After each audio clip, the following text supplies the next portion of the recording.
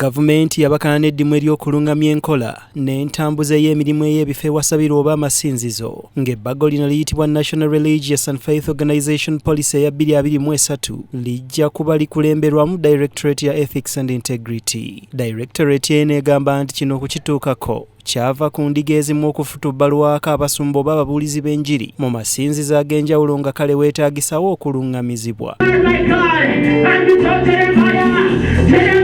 Waliwo omutemwa gw'ensimbi ogulina okusasulwa ekifo ekisinzizwamu okufuna layisinsi okuva mu gavumenti, naye nga weewaawo kino Dr. Daniel Oiroth, omusumba era omutandisi w'ekkanisa ya Oasis of Revival International Ministries, agamba nti kyetaagisa kusooka kutuula ku mmeeza n'abo abalina ebifo ebisinzibwamu so si kubasalirawo. It is important also for the government to have people who have knowledge of things of God.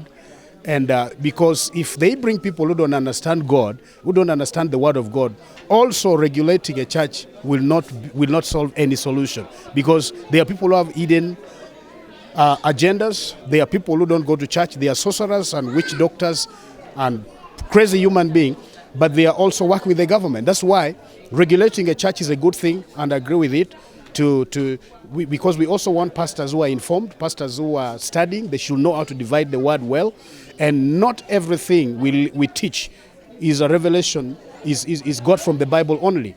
We must learn characters. Okwogera bino Dr. Oiroth abadde aggulawo mu butongole ekifo ewasinzibwa kyakulembera ekya Oasis of Revival International Ministries eggangu Busaabala mu Makindye. Ategeezezza nga abasumba balina akakwate ku gavumenti nti kyekiseera bavujjirira ensonga eno ey'okutuula ku mmeeza basooke basomese n'okuwabula gavumenti. The government is okay to regulate the church, but the question is, what method are they going to use to regulate the church? Who are the people they are going to use to regulate the church? And that is why it is important for some pastors and leaders in the church who have access to the government, who are working with the government or partner with the government, to join the government, help them bring a procedure or a method which will work for both. Because I can come to church to regulate a church, but then I don't have knowledge of how church runs. I have no idea. I'm just coming with my secular knowledge. Then also it becomes a disadvantage to the church. Kino kijidde mu kaseera nga bannansi beemulugunya nnyo ku muwendo gw'abantu abeerimbika mu kubeera ababuulizi b'enjiri, abasumba, bafaaza n'abalala naye nga bakozi ba bikolobero. Ekyamazima Dr. Oiroth agamba nti kituufu nnyo gye bali, naye ate n'abatuufu gye bali nga kale endiga tezeetaaga kuggwaamu maanyi. According to the scriptures, the Bible says in the last days we will have more false prophets and teachers and preachers who will come in the name of Christ. So that doesn't mean that they will not exist. They will exist, and their numbers will keep increasing. And we know that a lot of damages have been done. But while pastors and other religious leaders have conned people and have done all these things which are not nice to the ears of those who hear them out, does not mean we don't have the true preachers and the people who are really called to serve people. Endiga zibuzibwa mu kino oba ensonga lwaki gavumenti eyagala esobola okuyingirawo okulungamya naddala okwewala obufere bwe buti, naye abaffe oyawulira ku ky'omusumba omutuufu n'omufere. The Bible says we shall know them by their fruits. The fake ones and the ones who are conning people, you can tell.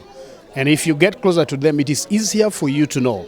And that is why giving can be taught in the church. But there is a biblical principles and methods that we should follow for givings to be done. So there are some givings which are unbiblical, and that's why one of the things we should do for any other pastor or minister of the gospel in this country and around the world who thinks they are called or who are called to serve God must labor to teach people the truth, which is the word of God.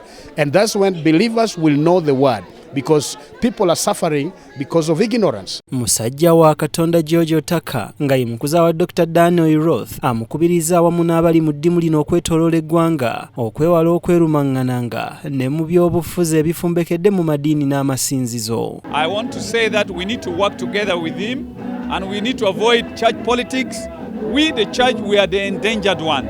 We need to work together in unity so that the work of God should continue and flourish in this place. Musajja wa Katonda n'akubiriza abali mu ddimu lino okulekeraawo okwevumanga, okweyogereranga ebisongovu n'abandi okulangiraŋŋananga. Bwe batyo ne bafuuka ng'obwana bw'embaata bw'abajjukiza nti bulijjo agali awamu geegaluma ennyama. Let's stop attacking fellow pastors. Let's stop church politics. We need to support each other and live in unity and love. Jesus said, make them one, walk in love, and people will know that we are his disciples. We need to walk in love, in unity, and stop attacking each others.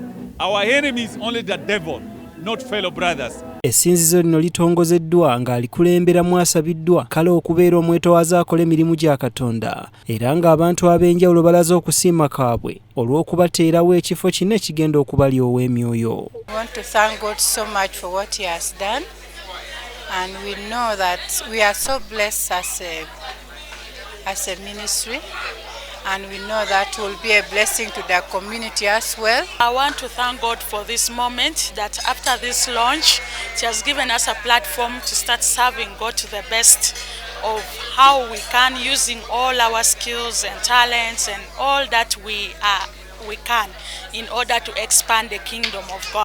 Ensangi zino abantu ssekinnoomu bakola bwezizingirire nga bakulaakulanya ebitundu ebyenjawulo era kino kiyambye nnyo mu kutondawo emirimu okwongeza ku misolo egikuŋŋaanyizibwa gavumenti kw'ossa n'okukendeeza ku bumenyi bw'amateeka mu bitundu ebyenjawulo wabula n'abayizi tebalutumidde mwana nga basanyusizza abazadde bwe bayimbye ennyimba za Ssaabasajja Kabaka.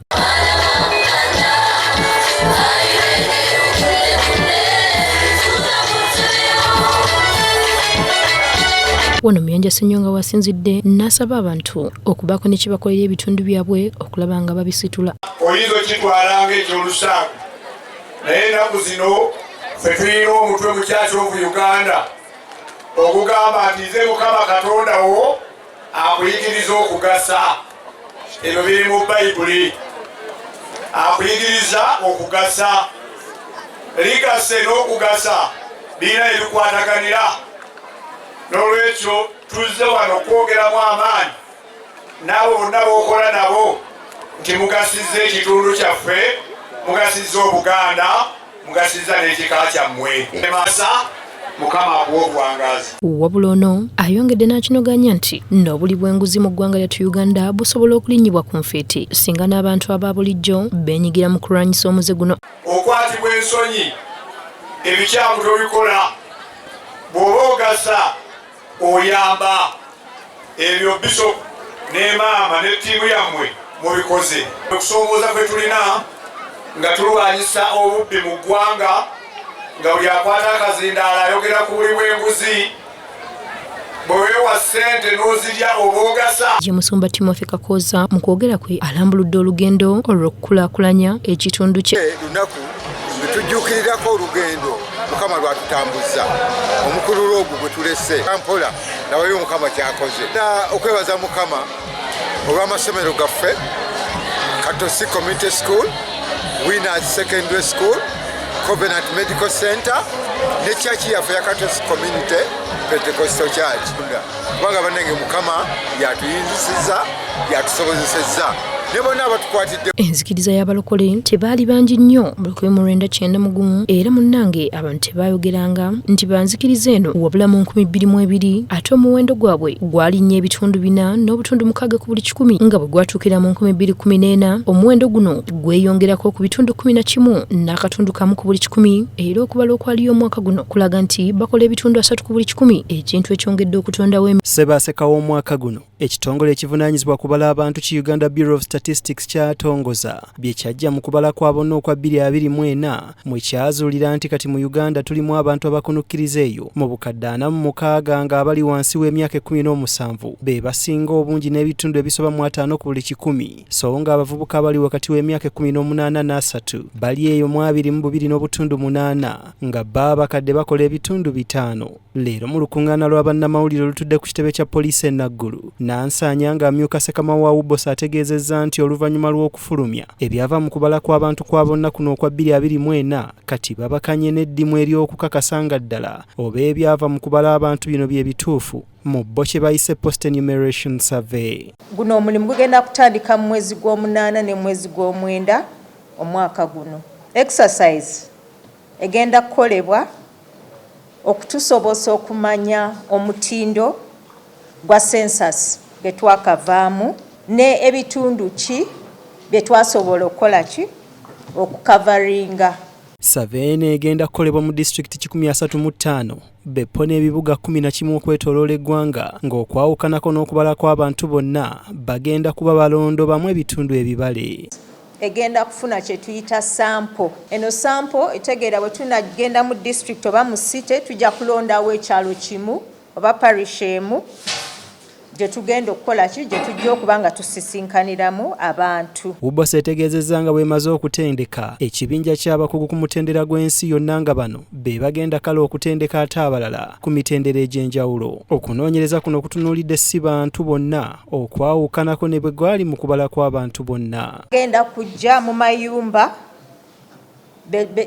ebitundu byekiyisa enumeration areas oba mu byalo babuuza abantu mbu ani yasuze wano ekiro ekikeseza leero. Okusingako census bwe twabuuza mbu ani yasula wano ku lunaku nga 9 omwezi gw'okutantu, leero tugenda kubuuza ani yabadde yasuze wano jjo okukeesa ki olunaku luno olukoze ki olukedde. Okwebuuza kuno wekunaabeerawo bajja kuba baliwa nga abaasuzeewo abanaasangibwa nga babawadde ebitanda mu malwaliro bo si baakubalwa okuggyako abakuumi b'abalwadde ate nga abanaabeera batambuddemu baakubalibwa mu mayumba gaabwe gye basibuka so nga abaana abanaasangibwa nga bazaaliddwa naye nga si mu kiro ekyo si baakubalibwa. Abali mu by'okwerinda nga basangiddwa bali ku mirimu abo baakubalibwa mu maka gaabwe gye basibuka ate nga babeera mu maka agatali ga nkalakkalira bo si baakubalibwa awo nga baakubalirwa nabo mu maka. Ab'amasomero si baakubalibwa ebifo eby'okusinzibwamu abo mu bifo ebibundabunda beppona abaliko obulemu. Kyokka enteekateeka eno gy'egenda okuyindira bannansi basabiddwa okwanguyizaako ekitongole kino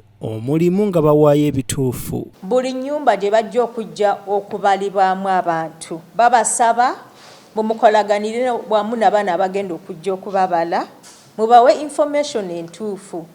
Kubanga nga bwe twakola mu census neno survey eyimiridde omutindo gwayo guyimiridde mu kuweebwa information entuufu ate nga y'amazima. Omulimu guno bassentebe ba LC esooka ey'okubiri n'ey'okusatu bagenda kubeera nkizo nnyo okutambuza abakungu ba Ubose okusobola okwekebejja okunoonyereza kuno mu kubala kw'abantu okwa bonna obuwumbi obusukka mu 320 bwe bwakozesebwa naye ku mulundi guno mu post enumeration survey kwa kutwalira ddala ensimbi ntono. Ababazi baba enumerator emitwalo 5 buli lunaku for ennaku 5 ze bagenda okukola naffe. Budget gye tutunuulidde estimate erika buwumbi 3. Ku mulundi guno ababazi abeetaba mu kubala kwa bonna okuwedde si baakukkirizibwa kwetabwamu nga bonna balina kubeera bajja olw'okuteekesaawo omutindo n'okufuna obukakafu. Abantu abasukka mu 1000 be basuubirwa okwetaba mu mulimu guno nga kino kijjidde mu kiseera nti waliwo ate abeetaba mu kubala kwa bonna abatannaba kutasulwa. Anyangazzemu okukikkaatiriza nti ensimbi zaabwe weeziri lwakuba wakyaliwo okutankana kw'ebyo ebiwandiiko byabwe. Abamu balina ekizibu n'ennamba zaabwe kubanga kati tukyasasula abantu cash tukusasulira ku simu yo oba ku account number yo. Kati bwe twafunanga information system yafunanga tuyise mismatch ng'ennamba y'omuntu tefaanagana n'amannya ge yawandiisa. Kati ne tusaba mbu buli omu ateereza information gye yatuwa agende mu district gye yakolera ba verifying balongose information eyo baddemu bagiweereze Ubose tukole ki tusasule naye nga tetugaanako okusasula abantu. Enteekateeka eno yatandika n'okusomesa abo abagenda okusomesa abalala era nga kiteeberezebwa nti mutunda w'omwaka guno anaagenda. Omukubi w'ebikonde Joshua Tusingwire abangi gwe bamanyi nga Kalalankoma owa featherweight mwana nzarwa ya wano ng'awangalira ku mukaaga Gayaza era yatandika ebikonde mu 2011 nga kyakayiga wabula mu nsiike ey'abakuba ebikonde eby'ensimbi gye gitandika ng'ennaku z'omwezi 31 omwezi ogw'E12 mu mwaka 2022 nga bannabyamizannyo bonna ababangulwa ono yatandikira mu Saku Boxing Club olwamala ne yeegatta ku Moscow D Lion Art Training Gym esangibwa e Mulago okumpi n'eddwaliro ly'abakyala ne kubaddayo n'abatendesa ab'enjawulo nga Abdallah Lubuura amuyambako mu kubangulwa ddala baali batuufu abaageresa nti entasiima ebula agiwa Tusingwire wano wasinzidde neyeebaza abantu ssekinnoomu abamuyambyeko mu lugendo luno. Bannange mbeebaza nnyo abambeererawo ku fight eyo, neebaza nnyo my coaches, neebaza nnyo manager Apostle Henry Byamukama, Faith Life, Breakthrough Life Church okumbeererawo. nebaza buli muntu yenna ne Ssekinansi omuntu yenna yanyamba ku fight eyo abagula tickets banyamba kuba baali bawagizi bange abasooka okwangula fight eyo nange n'obugumiikiriza bwe nalina n'obuvumu bwe nalina okuwangula fight eyo. Obadde okimanyi nti mu lulwana olusembyeyo Joshua Tusingwire yajja mu miguwa nga tatidde kamoga. Fight eno opponent nali simutidde nalina obuvumu olwa training gye nakola era nalina okukkiriza nti ngenda mukuba era nensobola omukuba bulungi nnyo ne muwangula. Tusingwire alabudde abazannyi b'ebikonde abali mu buzito bwe okwekaabira. Otunulira weight eno mulimu ba competitors bangi abantunuulidde naye abo abantunuulidde bonna abali eyo manyi mumpulira era mundaba oba omanyi oli featherweight nze champion oba omanyi oli featherweight olina sanga nze ngenda kukuba mbeere champion nina ekkubo lyange lina okubeera nga temulikiriziyiza nina okubeera champion weno weight wabula situnuulidde Uganda yokka wabula international. Olw'okuba nti mukubi wa bikonde akozesa nnyo kkono Joshua Tusingwire annyonnyodde abamu ku bantu be yeegomba. Omukubi w'ebikonde gwesinga okwegomba ssaawa eno bamuyita Terence Crawford, professional boxer continental wide, international wide. Terence Crawford ojjako Terence Crawford waliyo Jovanta Davis Southpaw bano benjogerako bakozesa amagulu ga Southpaw. Abamu ku bantu be yeegomba onaakasizanga wabayigirako ebintu fofoolo. Ngenda nembakuppako tactics ezimu nensobola ozikozesa mu fight zange kyovolaba wabeerawo enjawulo ku fight eyo nagye mbanza tukomawo n'amaanyi malala na mutindo mulala. Katonda abakuume. God bless you. Ng'omukubi w'ebikonde eby'ensimbi Joshua Tusingwire alina ennoananya awanguddeko 3 ng'ebbiri za ng'omitonziriranga oba mu lunyanyimba ekimanyiddwa nga KO